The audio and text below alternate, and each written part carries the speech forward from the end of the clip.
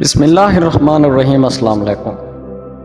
اے انسان، خدا نے تجھے اپنے لیے پیدا کیا ہے۔ خاموشی غصے کا بہترین علاج ہے۔ تلوار کا زخم جسم پر آتا ہے اور زبان کا روح پر۔ بعض دفعہ جرم معاف کر دینا مجرم کو اور بھی خطرناک بنا دیتا ہے۔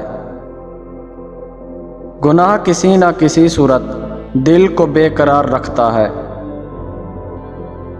لوگ تمہارے عیبوں کے جاسوس ہیں۔ جو شخص تمہاری نگاہوں سے تمہاری ضرورت کو نہیں سمجھ سکتا، اسے کچھ کہہ کر خود کو شرمندہ نہ کرو۔